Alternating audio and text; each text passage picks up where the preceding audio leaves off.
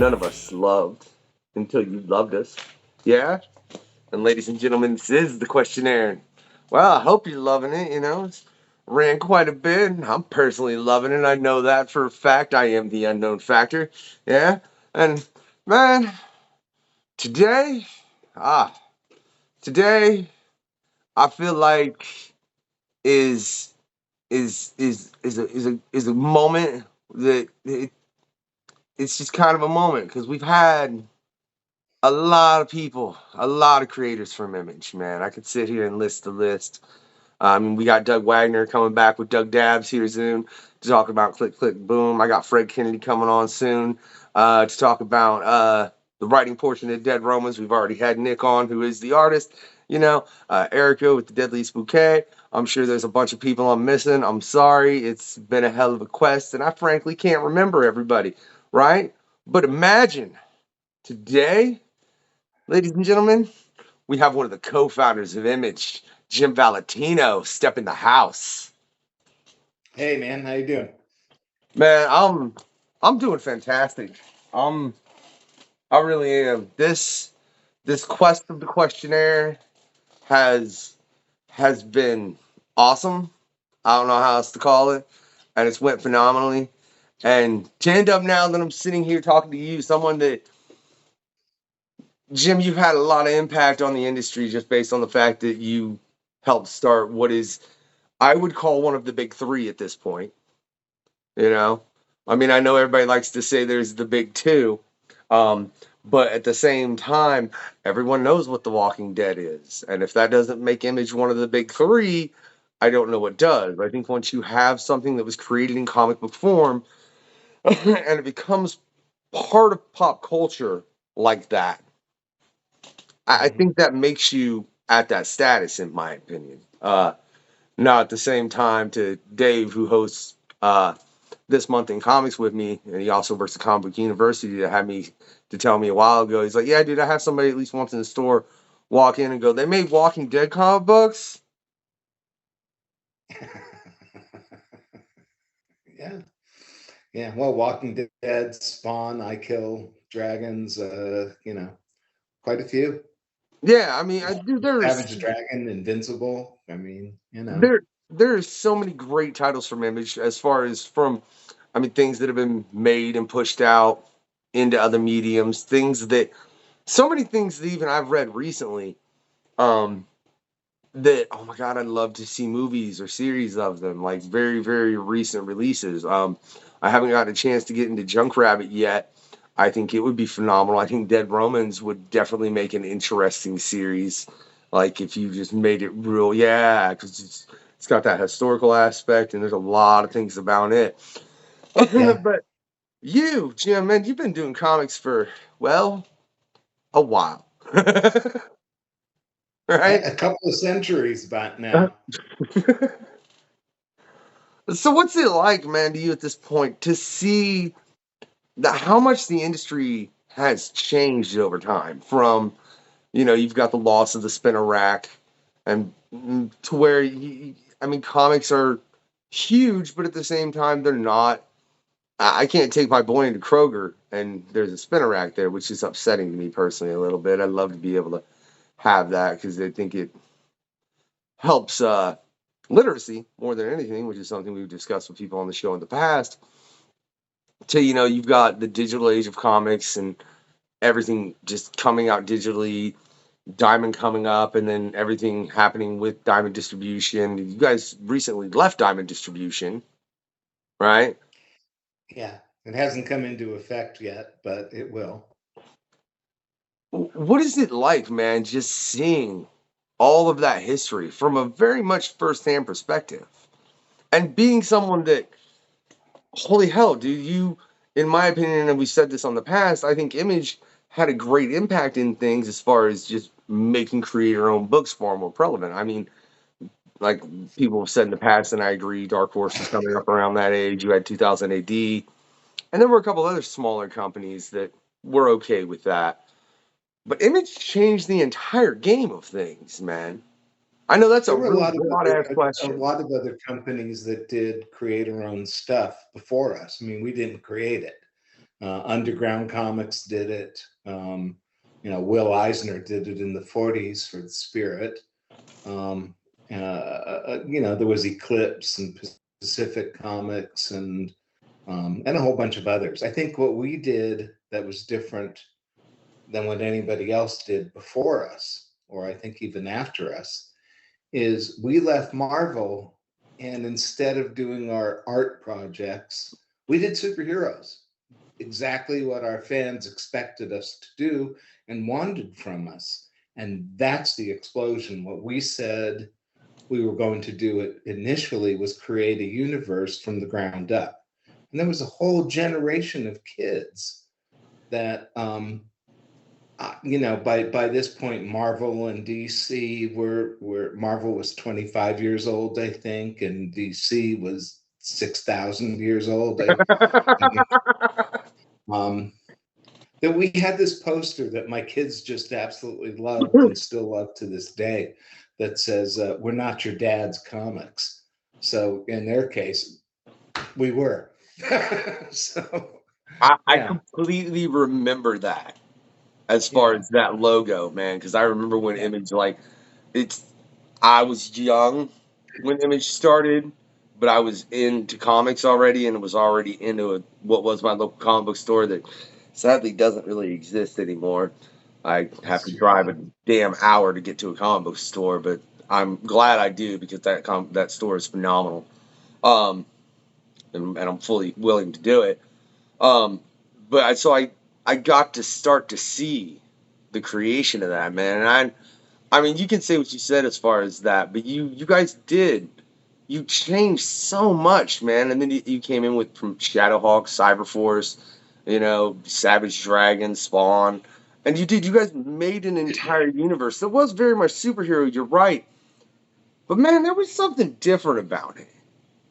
You know? They were more balls to the walls. I mean, we weren't restricted by anything. So, we turned it up to 11, right? We were the Spinal Tap of comics. Um, so yeah, we could do whatever we wanted to do, so we did. No, I'll tell you. And I never thought of this until this moment. No, there was WCW and there was WWF, and then you guys came in as ECW. Just none of the companies ever went out of business. Okay. I mean, really, that's really kind of what happened if you look at it. Like and it's that's the only because you came in more hardcore, more aggressive, balls to the wall, you know, Well, and you then have to remember when we started out, we had Rob Liefeld, Jim Lee, and Todd McFarlane, the three inarguably biggest names in comics at that time. I'm Okay. not a Rob Liefeld fan. So am I. But yeah, we started out, out of the starting gate. I mean, we were, it grew over a course of time, but we started out with the three biggest names in comics, so people were going to follow us. But it's a crazy trail of things, man. And then now to lead how it has recently, I just want to skip way far ahead because I'm absolutely positive people can go and research all this. I guarantee you've done interviews about it all, I haven't you? wrote a book about it. Yeah, see, so there's books, there's all kinds of things as far as you can go and read about Yeah, the first 25 years, yeah. right? Just look at the official Image Comics timeline, and it goes through the whole thing. And then take a half a month of your life to go through it. No, it's just a book. It's 64 pages or something like that. Oh, okay. Just because if you wanted to go through the entire image timeline really closely, I You have to leave out a bunch of stuff. Yeah. yeah, yeah, that would be a lot to go through, It man. should be at your local comic shop. Look for it or look for it online. Every time I bring somebody on, I have to go ask Dave to get me a book. I swear on my life, Jim. Is he's your retailer? He's the local. You know how when you go into a comic book shop, there's always that one clerk that's just really into comics, you know, and you can walk up to him and be like, "Hey, man, I'm into blah blah blah blah blah blah blah," and they can point you to a book. That's Dave at Comic Book University. You know, Yeah. he's. I honestly I fell out of comics for about 5 to 7 years here recently, and then in the past year and a half have delved back into them like I wish I'd stayed into them. Um, he's been very helpful, you know, as far as just helping me get books. And then I started running this show, and I keep on bringing on people that make me spend more money, Jim. That's the terrible thing. Yeah, I used to be that way when I worked in retail, where somebody would come in with a question and I'd point them in the right direction. It's a good way to do it. Hand selling. What do you think the importance of is that in the comic book industry, man? Because I feel like that's something that has been lost a lot in the market because unless you're going directly to a comic book store, like if you're just looking online or if you're going to Barnes and Noble or whatever, you're not going to have that person, you know?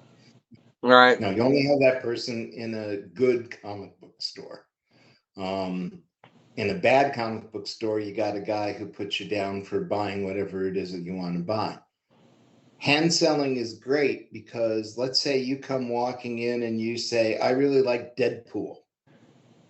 What else you got that's similar to Deadpool? Well, that guy behind the counter that knows what he's doing, he's going to point you to whatever books you might like based on what you just told him, based on that information.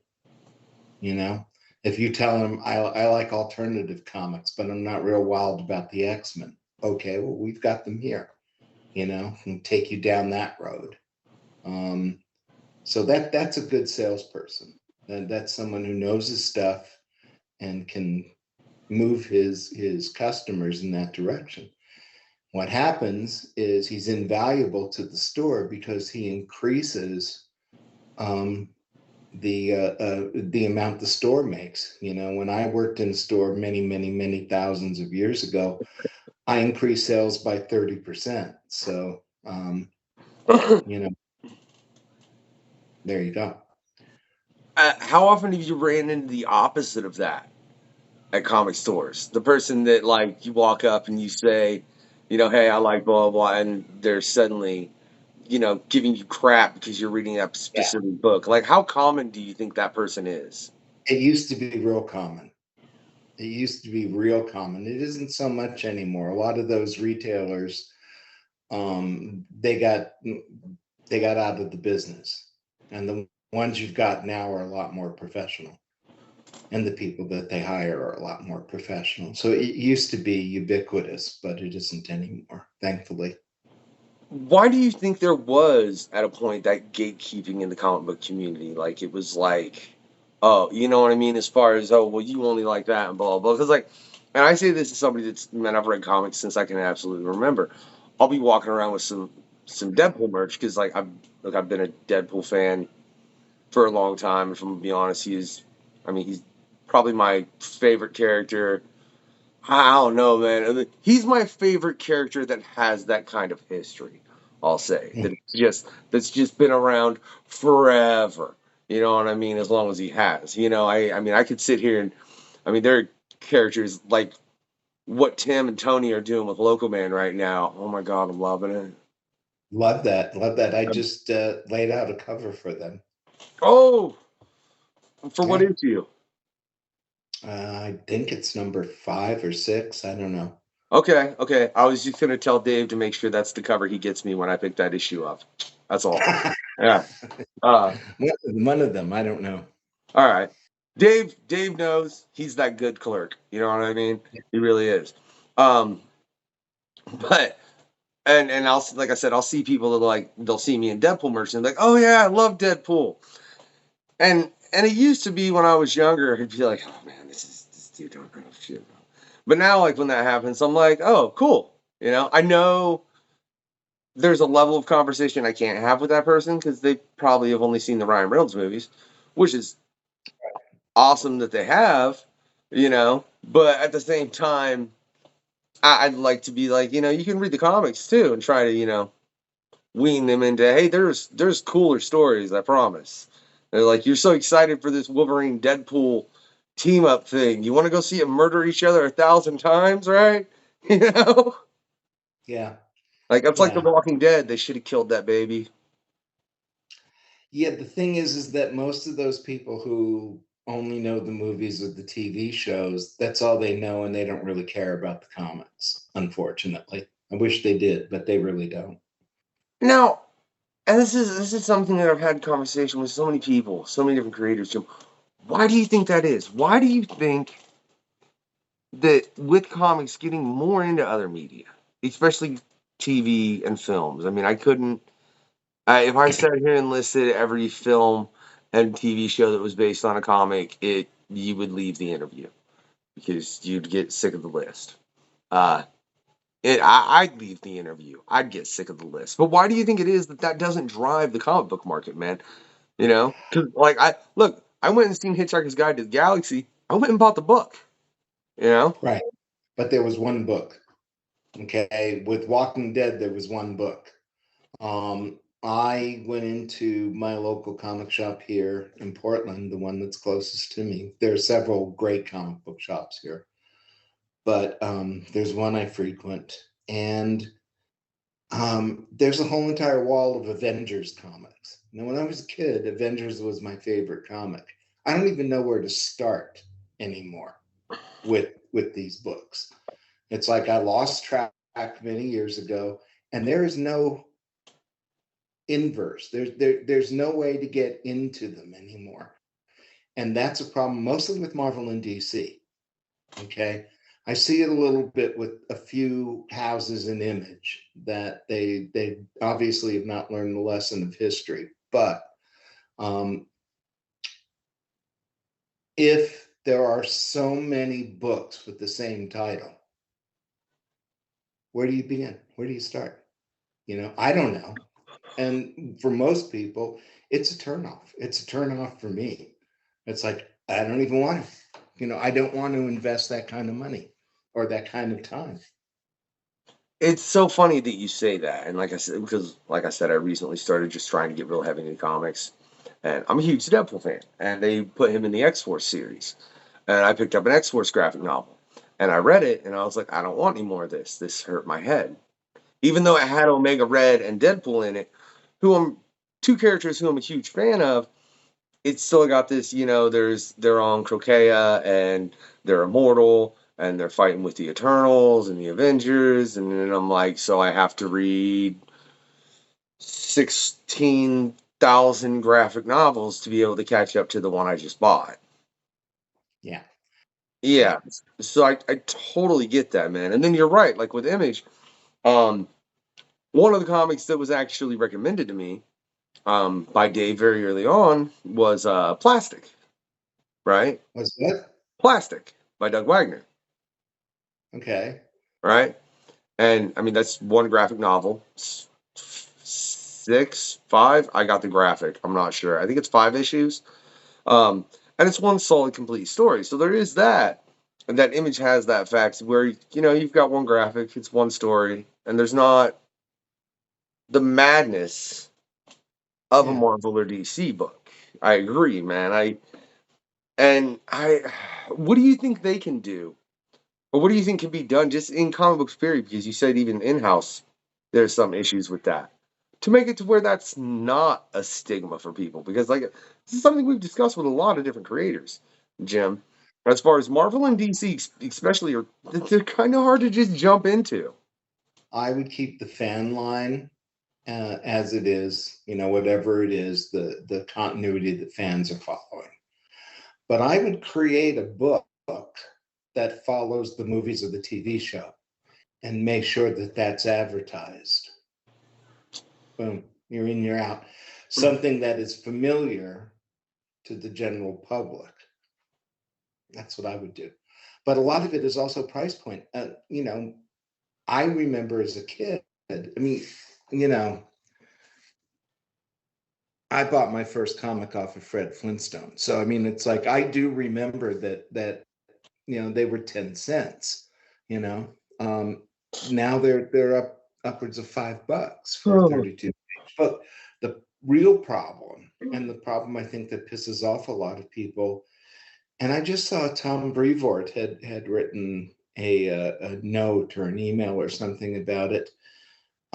But I think a real genuine problem is if you're going to pay $5 for a 32-page book, you better damn well get a story and not part 32 of a book that you have to buy 478 other books for in order to understand the story. It's one of the things that, but comics are a very niche audience, and they've always have been, and they always will be, and that's okay. There's nothing wrong with that. As for your earlier question about why certain clerks will make fun of people for their purchases, when you're in a niche environment, you have a tendency to look down on other people in that niche environment, which is just bizarre beyond belief. But there you go. Some people do it. My taste is better than your taste. I see it all the time with people that say music today isn't as good as music was when I was a kid or when I was in high school. No, that's bullshit. It's just as good. It's just different. It's for a new generation. Get over it. If you like it, you like it. If you don't, you don't. Okay, I agree with you on the comic book side of things, but I myself make hip hop, and some of the Yeah, hip see, and hop. I hate it. Okay, fair enough, but some of the hip hop that comes out nowadays, it's literally not words; it's just noises, and that is But it doesn't appeal to you. okay. That's Okay, your fine. era And but if you're not using words and telling a story, then it's not hip hop.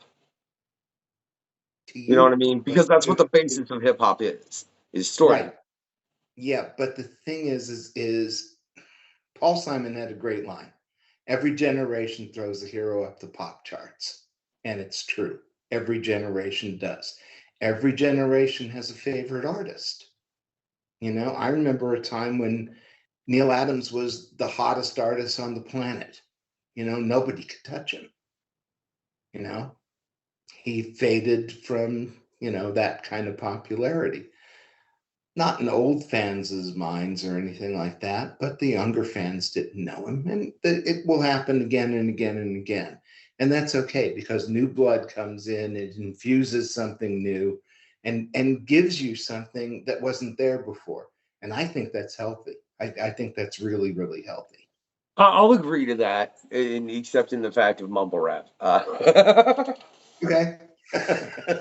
That's just the one spot, and it may be because I'm a musician that makes music, and it's. I'm not gonna say it's not music because it is. Yeah. It's music. I'm gonna say it's not hip hop because Well, how yeah. about saying it doesn't appeal to you?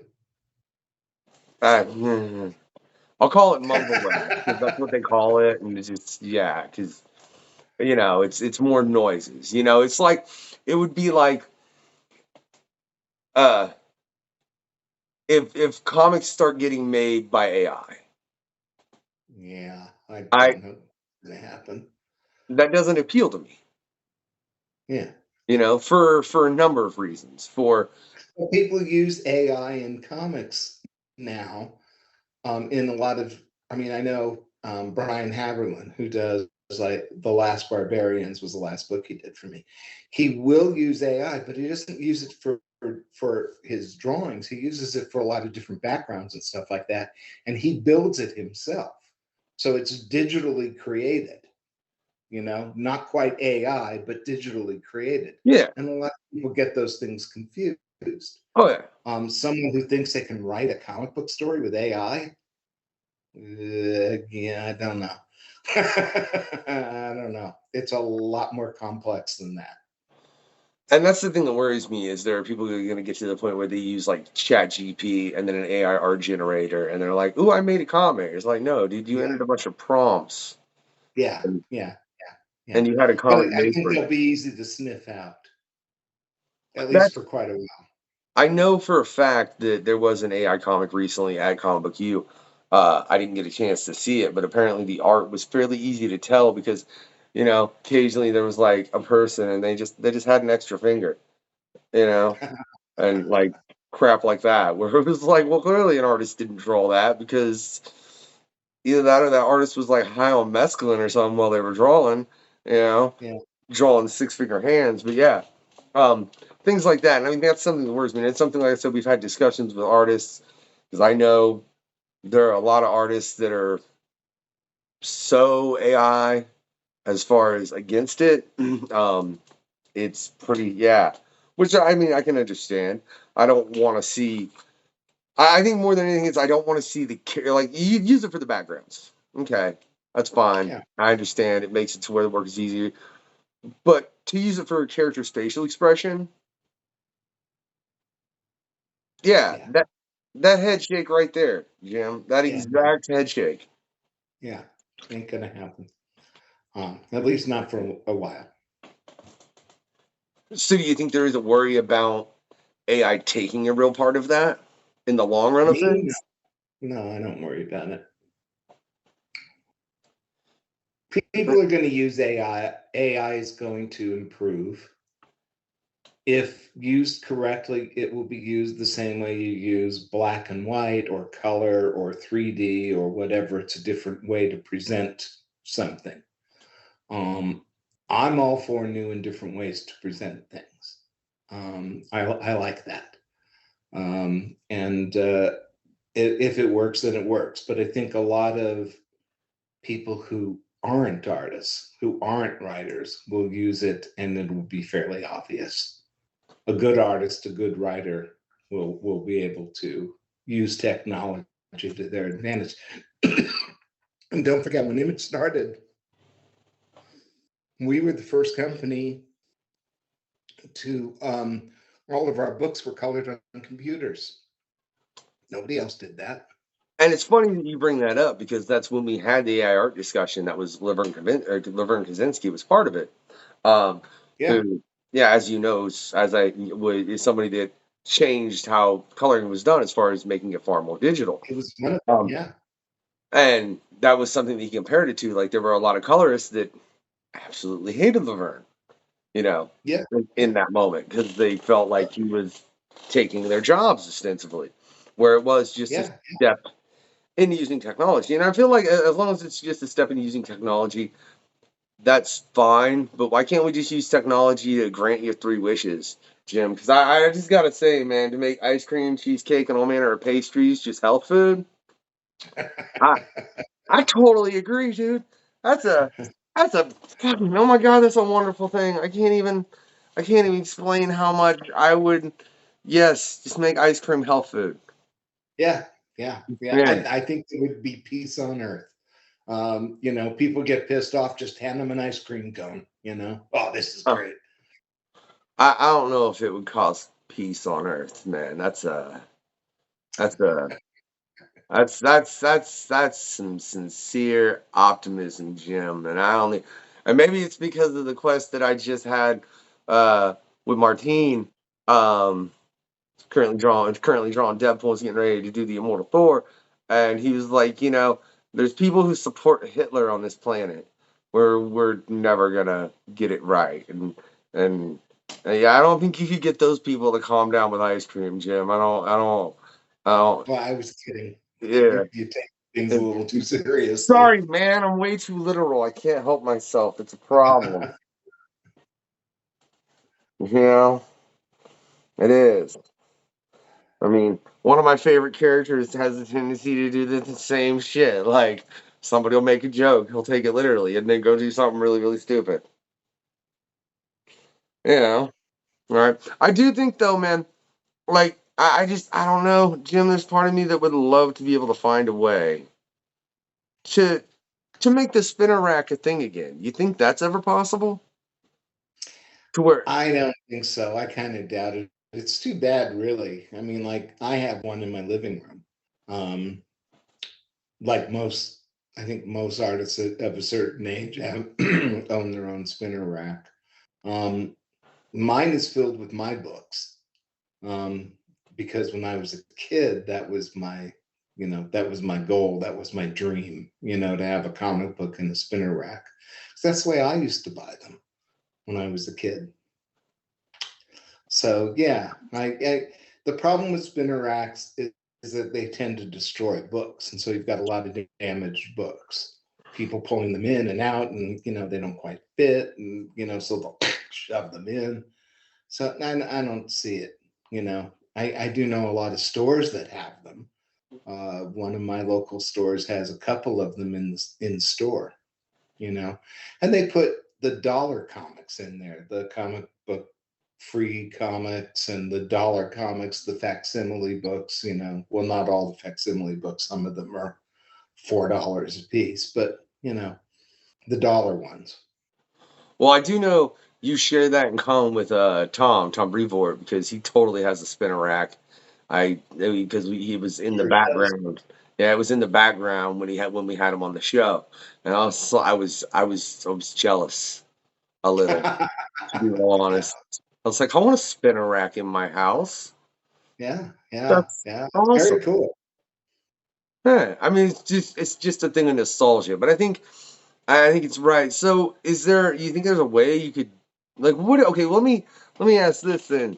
What do you think is the best way to make it to where there's just an increase in comic sales in general? And I mean, I know that's a very broad question, especially with the fact of you've got everybody, running Kickstarter, Zoop, all of this, just completely funding their own comics, and then you do have people that go through all the different publishers, and I don't even want to know how many different publishers there are nowadays. I'm pretty sure it changes on a weekly basis, from people starting and stopping their own imprints that they're running, publishing their own comics. If there's anybody out there, and I've said this in the past, that keeps track, kudos to you. That's a hell of a job.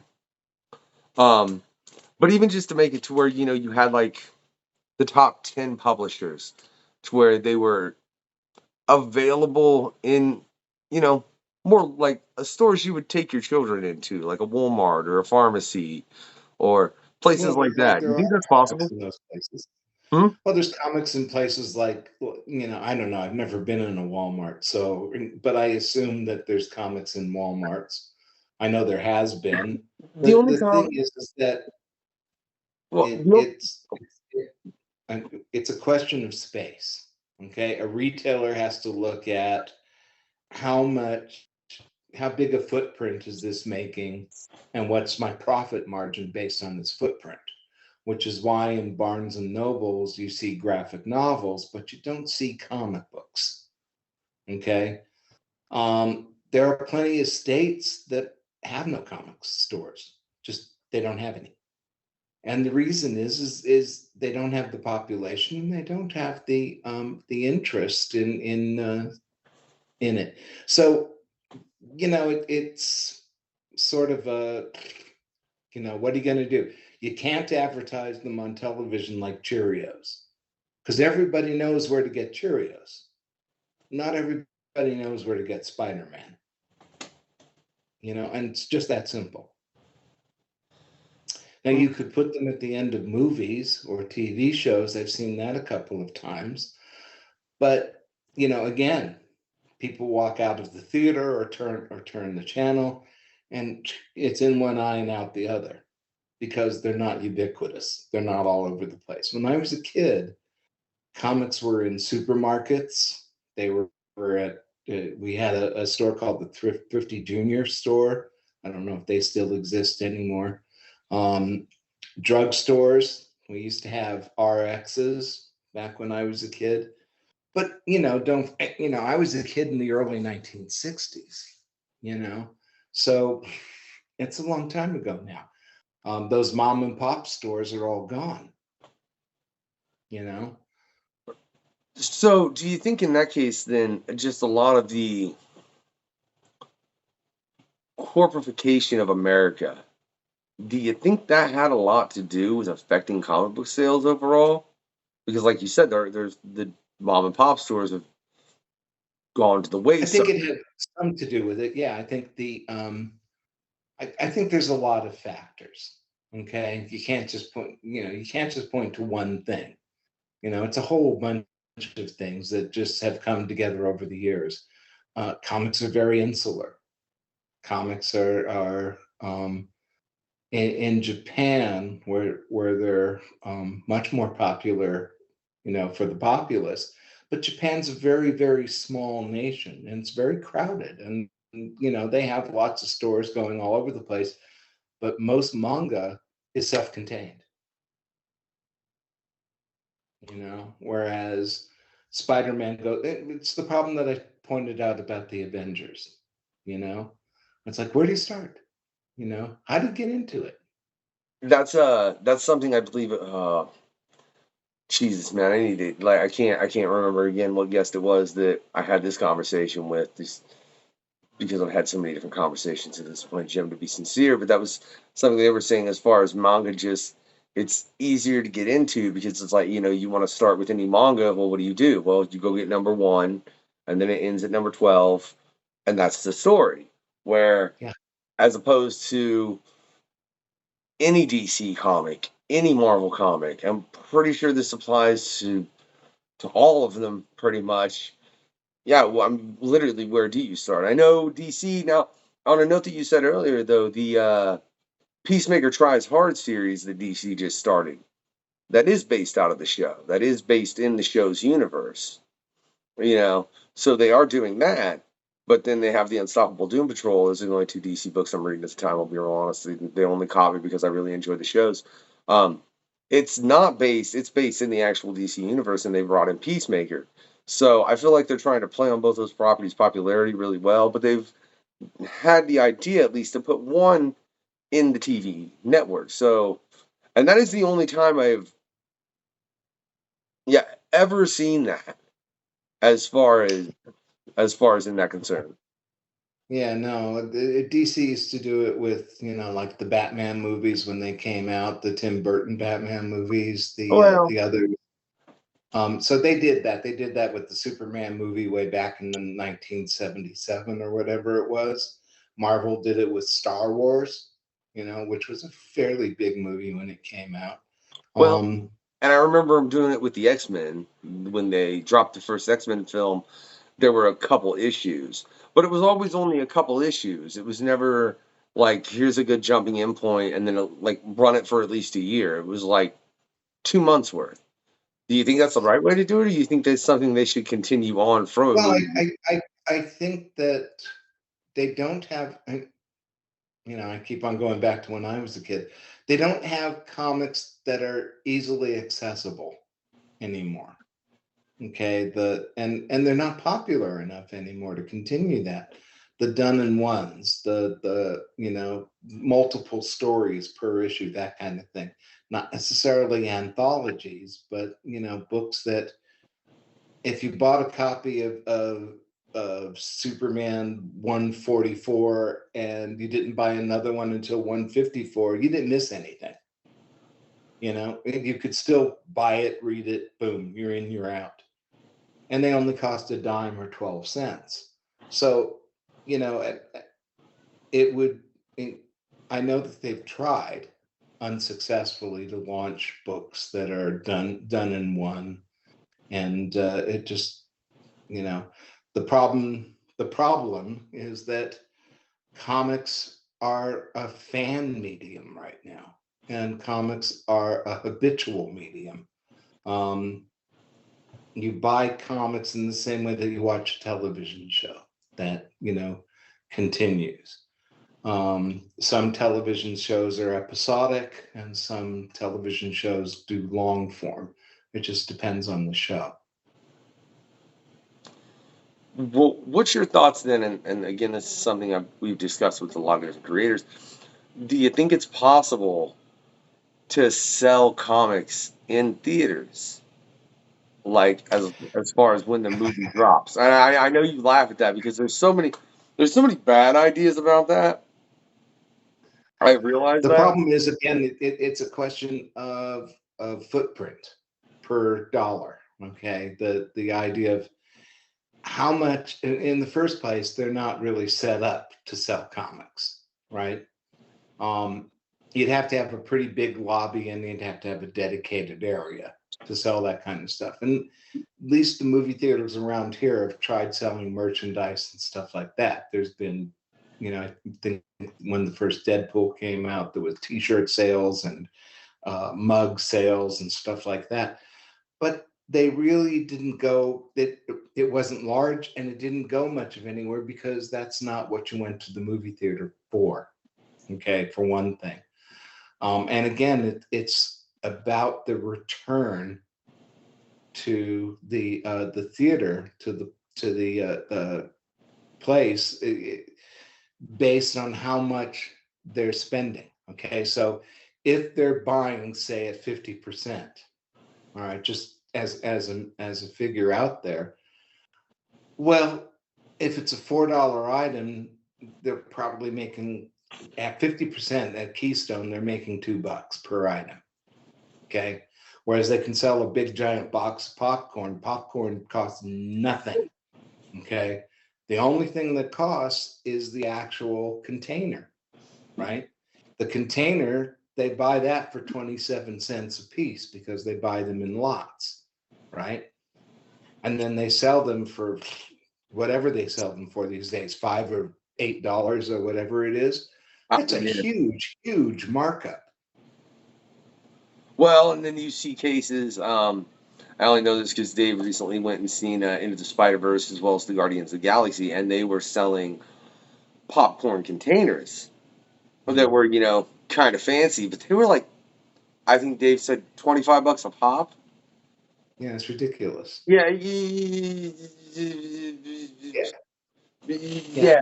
Yeah. So again, again, you have, how much does it cost the venue versus how much they can make from the product, and if the margins aren't there, the margins aren't there. And it's just that simple. So let's get into a little bit of that side on your job, man, because obviously with what you do with running Shadowline, there are times where you're introducing a new product, or you're getting introduced to a new creator. What about a creator bringing you a book? Like, is there something when you get a pitch that sticks out to you, or has it always kind of been something unique per whoever's pitching you? I look for I look for several things. I look for an idea that's interesting. It may not be a new idea, but it's an interesting idea. I look for professional quality in presentation. And I also look to see if the people who are pitching me can follow the very simple, basic rules of the pitch, of the proposal. Because if they can't, then they're telling me that they're going to be a pain in the ass all the way down the line, and I don't need it. Whereas if they can, then that's great. So that's what I look for. I look for originality. I also look for a book that I believe I can actually sell. Now, there's some books that I've published that I've known I'm going to lose money off of, but I don't really care, because I think the book is worth it. I think it's worth it artistically to publish it. It's worth it to get it out there. But I can't do that all the time, obviously. So I look for things that are interesting, that are well done, and that I believe I can sell. Those are the 3 criteria.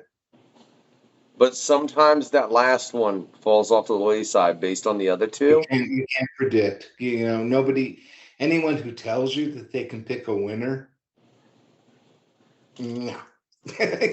All you can go by is your experience and your gut, and that's it. That there's no crystal balls. The only thing I can tell you about what works and what doesn't work, that the next big thing is always completely different from the last big thing. Everybody wants to follow Walking Dead with a zombie book. But one of the things I told Robert when he first pitched The Walking Dead to me was zombie books have never sold. They have never, ever sold. His was the exception. Why? Because it wasn't about zombies. It was about people. It was about people in an untenable situation where they had to survive. That's what the book was about, and that's what hooked people into the book, not the zombies. Yeah, I would very much agree. I mean, that's because I mean I've been a fan of zombies for a long time. I'm a huge fan of George Romero. I'm a huge fan of Robert Kirkman's as well. Um, and I think he took the aspect of what because George Romero, obviously the original concept was, this is what we were. It's about commercialism. That's why they're going to a mall. There's very much a different idea than it just being people that are surviving. It's the fact that we, as human beings, have become more about consuming than anything else. And Right. Kirkman very much flipped that on its head, which was Sure. genius. I mean, to the point where, yeah, Marvel contacted him like, "Would you come write zombies for us?" I don't know why DC didn't do the same thing and just hire his ass too when they did theirs. I think it would have been a smarter idea. Just my opinion. Uh, just my opinion. You know, I I haven't read Deceased. I haven't had a chance. I've thumbed through it at the comic book store. It did not look that interesting. I've read Marvel Zombies and I've read all of The Walking Dead, and they're both phenomenal. Well, I haven't read all of Marvel Zombies. They did a lot of those. Not all of them were Kirkman. I think Kirkman did the first two, if memory serves me proper. Um, that's why I'm very like what you're doing with Junkrabbit, and I haven't had a chance to pick that up. Dave, I know he's reading it, and I keep telling myself I'm gonna wait for the graphic novel, but then I'm in there and I'm like I'm gonna get it, and I'm gonna wait for the graphic novel and I'm gonna get it, and it has to do with two things. One, just cost, in all honesty, you know what I mean, and two, graphics fit way better, on a shelf. Some do, some do, but uh, because the comic is published doesn't necessarily mean there will be a graphic novel. There are plenty that don't come out as a trade paperback or anything. There's no guarantee. Again, it's a larger investment for me to create a trade paperback or a hardcover. So, I have to be cautious about that. I have published books that don't make it to the graphic novel part. They just don't. They don't have the perceived audience. Damn it, Jim. That's that's yeah. Practicality. Love that I Practicality. It mentally. goes both ways. I've had people come up to me at conventions and say, "Well, I don't care if the book makes money." I'm like, "Well, that's great, but in order for me to publish your book, it's going to cost me $5,000."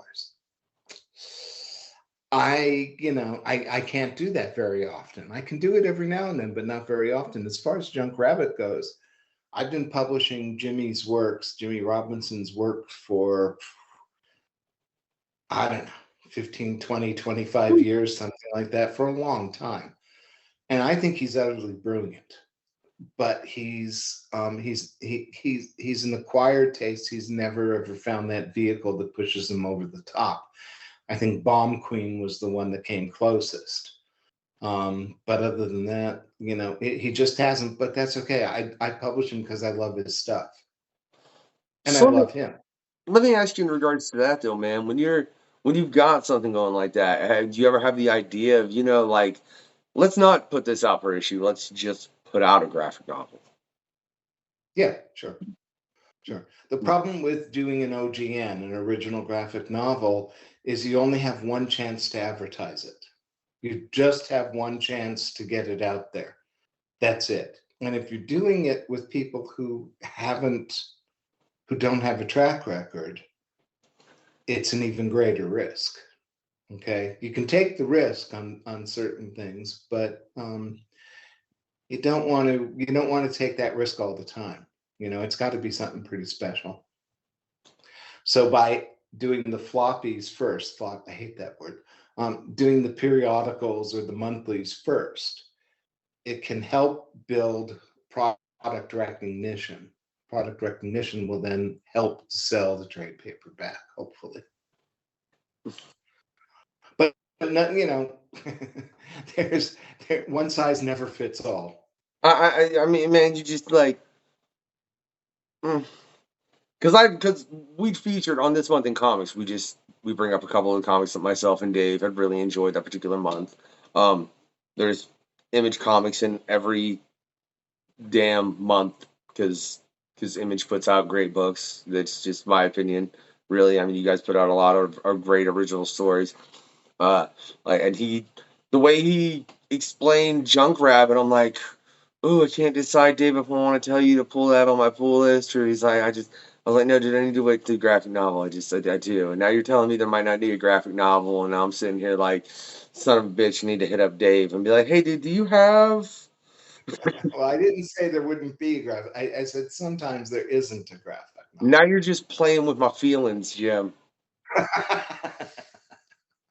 So there you go. It's not always the case. Let me put it to you like that. It's not always the case, and it really isn't. Well, and I mean, I know that's the case. That some books just don't get graphic novels because they never, like ostensibly because the publisher's like, we're not going to publish this because the book didn't sell enough to justify it. And I mean, that's completely understandable. It's just upsetting to hear. I don't like to. Well, and it happens to, I mean, there's nothing more upsetting to me than a book that I really, really love watching it tank. And a book that I'm so about watching it take off. Now, that's okay because somebody's going to do well with that. And I'm for creators more than I am for anything. I want creators to succeed. But when you, as a publisher, when you really like a book, when a book just gets to you, and then it tanks, it's heartbreaking. It's not just heartbreaking for the creators, it's heartbreaking for the publisher, the editor. Well, fine, Jim. I'm going to let you make a choice for me on the show. Out of what you're currently dropping for Shadowline, what's that one to you right now where you're like,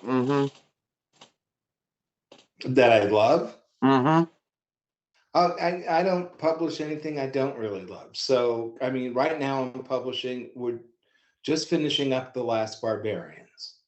Okay, that's coming out as a trade paperback. We're a couple of issues away from finishing Dead Romans. That will come out as a hardcover. Dead Romans will be the last monthly that I will publish. I'm out of the monthly business. We're finishing up Jack Rabbit. That will be a trade paperback. I'm putting together an 80-page prestige format of brand new stuff for Rat Queens.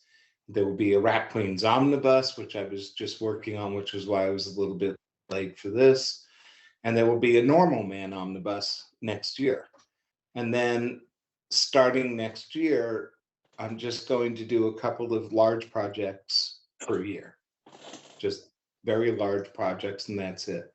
What made you decide that? I'm 70 years old. I'm tired.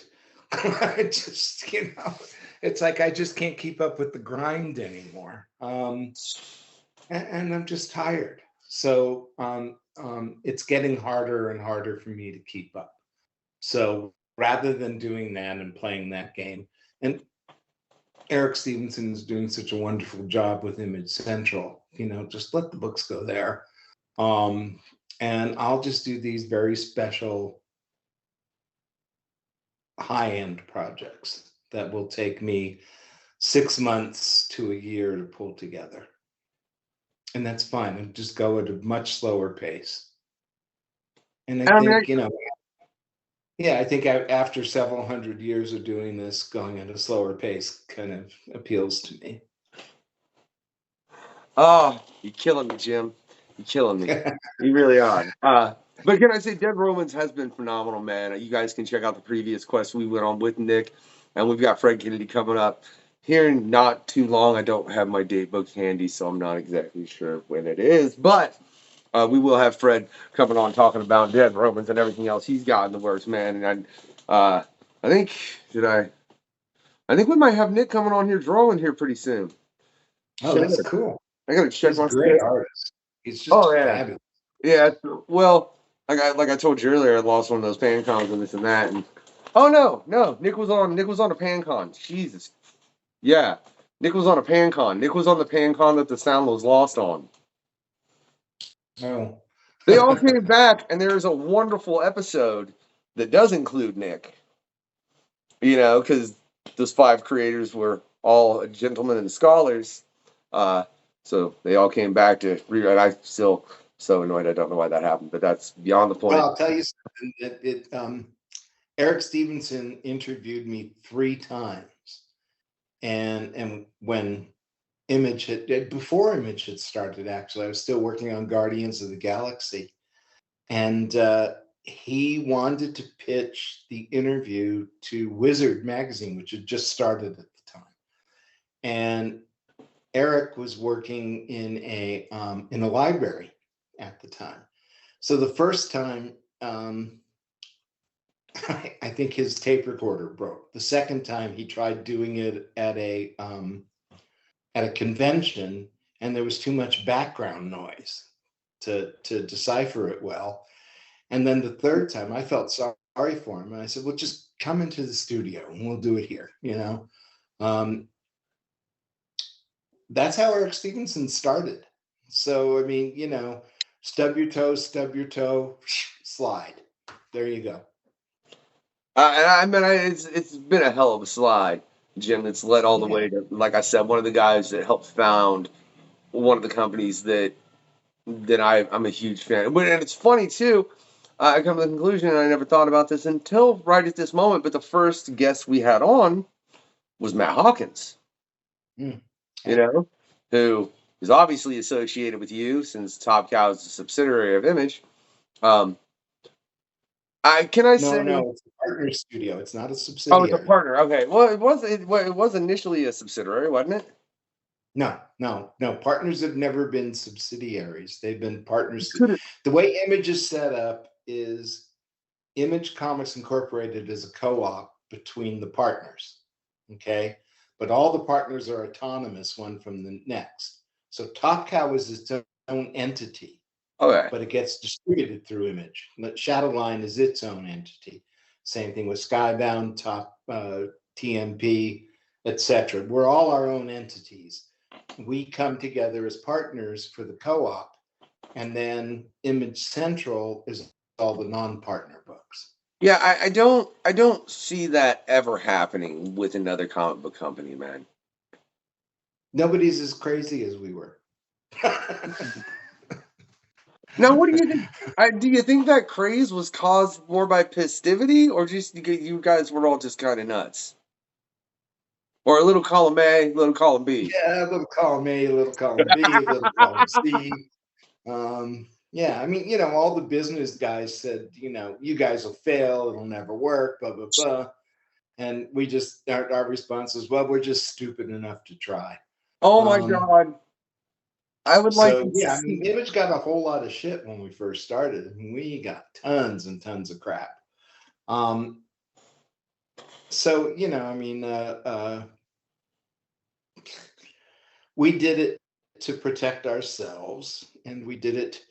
The first thing that happens in a divorce is that you start fighting over money. Money. When you separate things, it's all about money. So one of the things that we decided right off the bat was Image Comics Incorporated would never own anything except the name and the I. That's it. That's all Image Comics Incorporated owns. What you do with your own company, that's completely different. But all that Image has ever owned is its logo. That's it. As long as I've been a fan of Image, Jim, I didn't damn well know that. And that's, yeah, you guys are all crazy. That's awesome. I love it. Yeah. But we created a company. Oh my God. That we wanted to work for, and that we wanted to invite who were willing to roll the dice on themselves, which a lot of people weren't willing to roll the dice on themselves. They needed that corporate teat. But if you were willing to roll the dice on yourself, then you could own what you created. Because my very, very strong belief coming from alternative and underground comics was that no one deserves to profit off of your creation except you and your children and their children, if you're so lucky, you know. Of course, owning 100% of zero is still pretty much zero. But that's the risk that you take, you know, that's the risk you take. So all those people who have had television shows or movies or whatever from their Image comic, they reap the benefit, not Image. Yeah, They reap the benefit. and that's a hell of a list, you know. Yeah, but it's the right thing to do. Oh, it You know, is. I mean, Yeah. in my opinion, it's the right thing to do. It's like Okay. I would love to see Fred and Nick do Dead Romans as one of those big, huge TV shows that they have now, like what the hell is it called? The Game of one about Thrones. Game of Thrones. Like something like that, or The Witcher, or something like that, Hmm. where they would make all of the money from it, not me. I'd have nothing to do with it. You know, all I would tell them, I would just give them a word of advice, and that is when you bend over to sign that contract, make sure your pants are firmly cinched.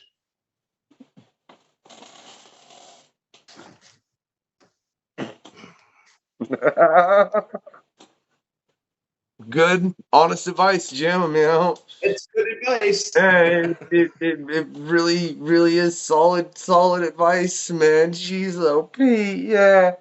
Oh, I think, man. Oh, So I just want to see creators. I mean, I remember when we first started Image, Mark Bagley had said to me that he thought we were never really friends, but he said he thought that I was pissed off at him because all he really wanted to do was Spider-Man. And I said, no, Mark, I mean, if that's what you want to do, then do it. That's great. There's nothing wrong with that. It's not what I want to do, but like a great example, Eric Larson, still doing Savage Dragon. So many people said, well, he's the one living up to Image's, original promise. No, that was never Image's original promise. We just said, we're just going to do this. For me, I get bored real easily. Every couple of years, I got to do something different. And I want to do something different. I don't want to be stuck doing Shadowhawk for the rest of my life, or anything else. Deadpool. I mean, I was probably the very first person to ever see Deadpool, to actually ever see it, besides Rob. I can't remember if I was in the studio when he created it or if he showed it to me like a day or so later. that's become an iconic character. Can I say? I'll tell you though, on the note of Image, if there's one thing that I would love to see for that company, and with what you just told me, I don't know how it would ever work though, man. Like, you think it's possible if there ever be a ICU, an Image comic book unit, or you know what I mean? Like the Universe? MCU, but like in films. Do you think, based on how the properties are No. and how they're No. shared? No. Never happen. Can't happen. You have so many different people. Eric Stephenson and I were talking a few months ago. Now, Marvel is set to do this, which I'm very glad for. But he and I are both big Michael Golden fans. And we loved Michael Golden's Micronauts. And I told Derek I would love to do an omnibus of Michael Golden's Micronauts. But the problem is you got to deal with Hasbro, you got to deal with Marvel, you got to deal with Michael Golden, you got to deal with whoever wrote it. I don't remember who wrote it. There's just so many different factors. We could never pull it together, unfortunately. Marvel was able to pull it together because they published the original things, so they had an inroad, and they probably made some sort of side deal that we don't know about. But it was such a great series that doing an omnibus of it would have just been cool, just to do the omnibus of it. But there are a lot of other projects, things that I would like to do that have so many different hands in it that it's almost impossible to get it together. So you really don't think there's ever a chance to like create a movie universe of Image? No. Image isn't set up that way. Image is set up so that the corporation doesn't profit. The creator does. That's the way it's set up. So you That's the way ostensibly it's always been set up. So to create an Image movie universe, you would have to deal with every Image creator Right. and somehow get them all to agree to something. Right. Doesn't work. Does not work. I'll tell you, the next issue of Jackrabbit, Junkrabbit that's coming out, Jackrabbit, that Junkrabbit that's coming out has a Scotty Young cover.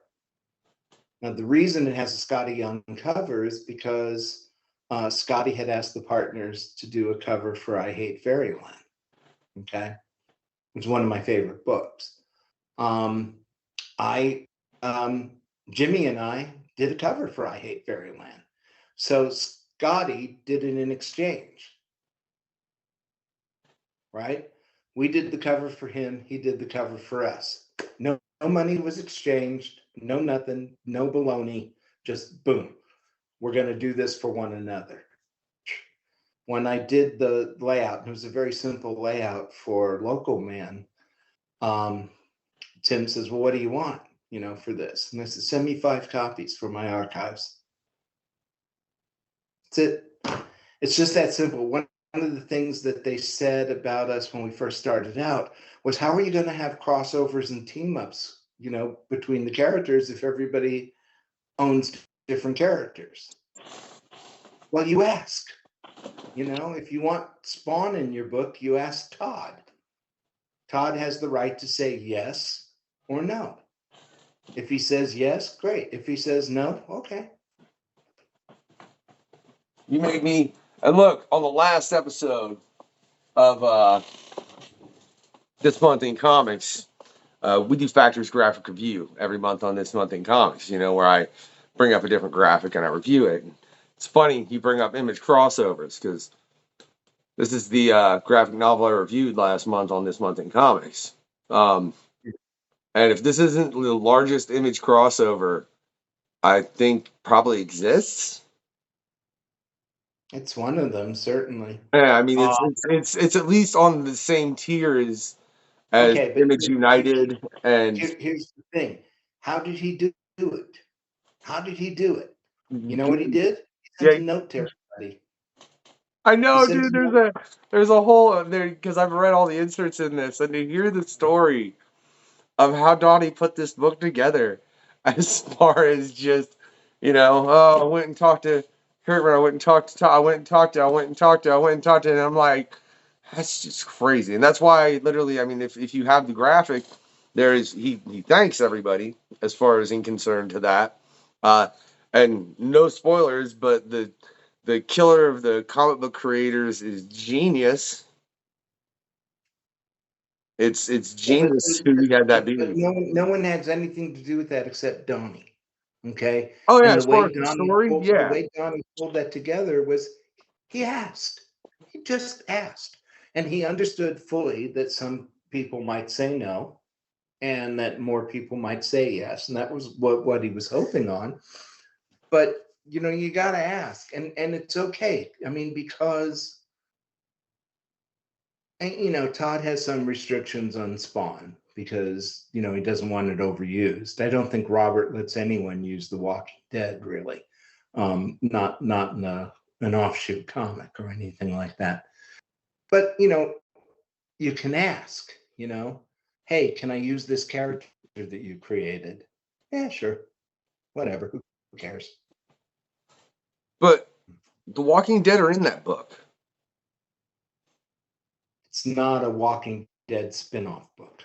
Oh, okay. Well, I mean, that's very much its own story, and that's why, like I said, that's why I think it's a great story in and of itself. How it's about the comic world breaking into the real world. Like it's as a fan of comic books for a long time, I really really enjoyed what Donnie had done with that, and the fact that through Image and through how Image works, he was able to bring together all those things that you don't see like that in a lot of times. It's happened before. So there was a book called Spirit of the Independence or something like that, that just pulled characters from everywhere, and Bone and She and I think Shadowhawk was in it, and just Savage Dragon, Cerebus, just everywhere, just pulled stuff from everywhere. It was great. It's like, who cares? Nobody, Spirits of the Independence? huh? You said Spirits of the Independence? I think that's what it was called. All right, Yeah. I'm noting that for personal reference, Yeah, Jim. I Really. think that's what it was called. It came out quite a while ago. I don't remember when exactly, but it was quite a while ago. Yeah. So, That's why when I talked to Donnie and he said there were only going to be 2 volumes of that, it kind of hurt my feelings. I won't lie, because the way volume 2 ends a crossover, it's like, man, just kick me off a cliff, why don't you? You know? actually, there's one that just ended that I just finished I think last week, was Stillwater by Chip Zdarsky. 3 graphic novels, just a great story. Really, really well done. He and Scotty Young are the 2 guys I've got my eyes on. I think they're both really just excellent. Just excellent. Yeah, I can't think of anything that I've read by either of them that I didn't thoroughly enjoy. Really. Yeah. Yeah, like both of them. And to bring up another guy at Image that I really think is everything I've read by him is Doug Wagner. I've really thoroughly enjoyed everything I've read by Doug Wagner. Ah, well, there you go. Good. Yeah, yeah. To me, the whole point is you shouldn't like all the books. All the books are not necessarily for you. But the fact that we produce so many different books, this was my idea when I took over publishing in, I think it was 1999 or 2000, was we publish a large variety of books in the hope that someone will like a book, that there's a book for you in our line. And Eric Stephenson has continued that. There's hopefully hopefully several books that will appeal to you, to your taste, but you don't have to like all of them. I Someone can't. excuse me, someone told Yeah. me recently that they didn't like Saga. Okay, there's lots of people who do. Yeah, Jim? My sinuses have been just going nuts today. It's Tis been one the- of those yeah, bad days. it is the season, man. I've never heard someone not like Saga on a different note that read it. That kind of like, because I need to figure out where I was and finish reading it, because that's another wonderful series. I'll be real honest. I don't think I've ever read a series from Image and not enjoyed it. I just can't read all the series from Image because I have to pay my rent. Yeah. Yeah. This thing gets in the way that my mom started me on eating. Yeah, It's just, it's like really like my kid needs clothes. He just turned 4 just today. put him in the basement, tie him up, just Man, it was his gagging. birthday today. I can't go putting him in the basement on his birthday, Jim. Come on. Uh, But yeah, yeah, well, there you go. but I mean, sincerely, and you're right. Image has done the thing that I think comics have done, and I think they honestly, Image is one of the creators that helped this as far as to broaden the amount of genres within comics. And I know that was limited by the comic book code when it was created initially. They obviously put a serious dent in what comics were able to do.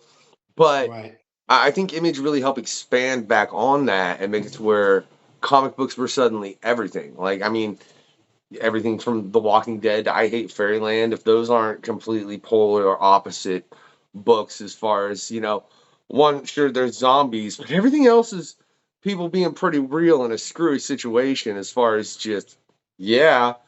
And I Hate Fairyland is I Hate Fairyland. And I don't know what else, I don't know how to properly describe that book except fuck Fairyland, as some of the covers Yeah. recently have said.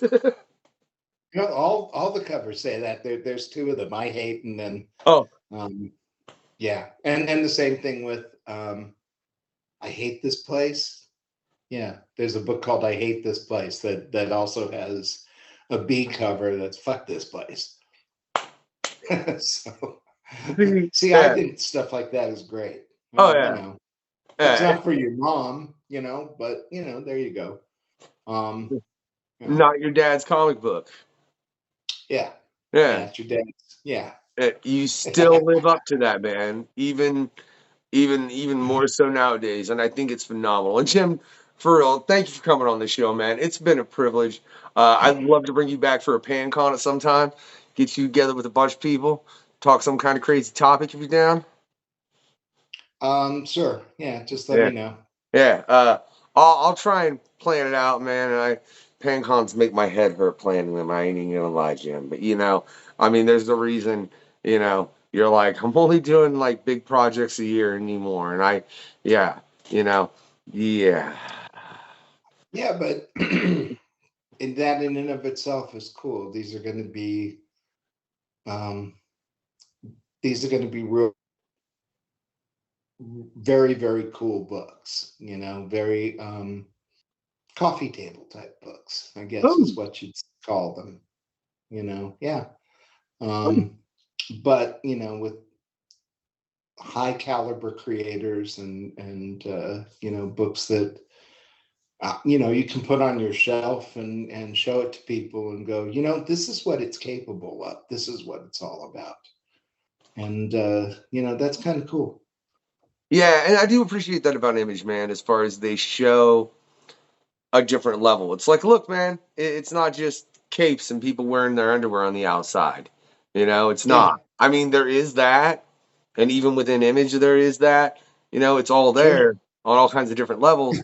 But you have the completely other side of it, man, and I think that's an awesome thing. And I think that's why I'm a firm believer. If you go into a comic book store and you find that clerk, the one that me and Jim were speaking about earlier, he can find Yeah. you a comic that you'll read if you like to read. Now, if you don't like to read, that's a personal problem. You should really Yeah. exercise your Yeah. Well, brain then more. you're probably not going to be in a comic book store anyways. Yeah. But yeah, that clerk, if he knows what you like, that's the key. If he knows what you like, he can usually point you in the right direction to find something else that you will like. And, a store, a long, long time ago, I lived in San Diego. And we had a very large store called Comic Kingdom there. And Jack, the guy who owned the store, he would recommend a comic and say, pay for it now, bring it home, read it. If you don't like it, bring it back next week, good condition, no coffee cup stains or anything like that. Bring it in good saleable condition, and I'll refund your money. That was a great sales tool. Got people interested in a lot of books that they hadn't even considered before. That's how I started reading Cerebus. Because he had said, knowing what you like, because I sort of crossed the line between mainstream comics and underground comics. And he said, I think you'll like this book. And I was like, I don't know. I don't know what it is. I mean, it's not an underground comic. It's not a mainstream. What is it? So he said, just try it. Bring it back in 1 week if you don't like it. You know, I think less than a year later, I was doing a book for Aardvark Vanaheim. So, you know, That so there you is, go. You never know. that's a hell of a story, Jim. And look, I love what you guys are putting out currently. Like I said, that's why we've got creators from your imprint, all kinds of creators from all over Image that are all over the quest, man. Y'all go check out everybody from Image. I swear, Jim won't let me put his questionnaire up. I don't know why. We didn't even get into enough of it. I don't feel like because it made his spider sense go off, which made my Made my spider spider sense go sense off. go off. Because I'm like, what did I put on this questionnaire that's suspicious? I don't think it was No, anything. nothing. Actually, tomorrow, my kids and I are going to go see the new Spider-Man movie, which I I, understand is great. I haven't gotten a chance to see it.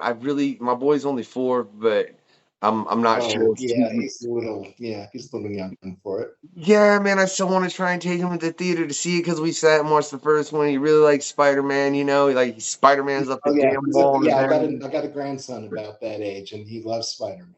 Yeah, but I don't think he'd sit and watch that whole movie. You'd be surprised. You'd be Ah. surprised. I mean, I remember taking Aaron, my son, to the first Batman movie, and he was dressed up in the black Batman costume. And we walked the line to get tickets, and everybody's like high-fiving him. Hey, Batman! Hey. He looks at me and goes, "Did they really think I'm Batman?" I go, Aha!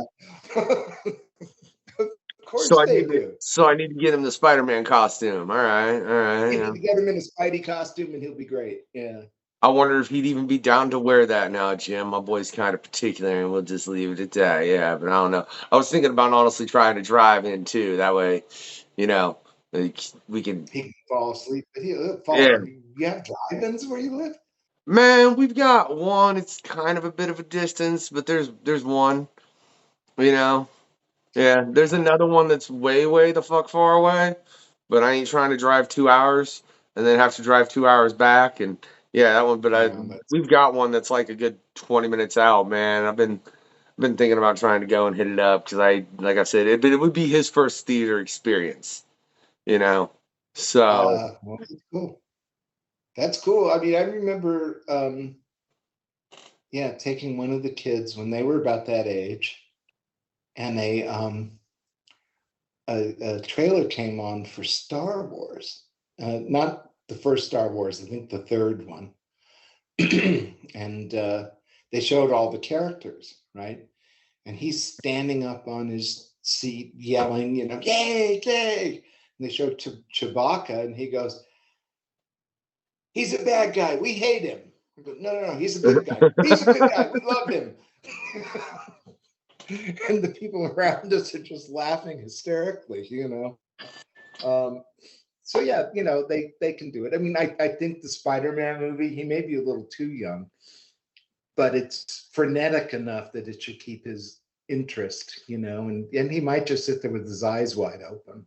But all kids are different. yeah, I mean he enjoyed the first one. I know that. I mean, but it's definitely a good flick. And I'm trying to. He loves the MCU films, but really only for the fight scenes. When they get into all the talking part, he gets bored. But when Yeah, it's Iron Man and the Hulk fighting, he's all about it. sure.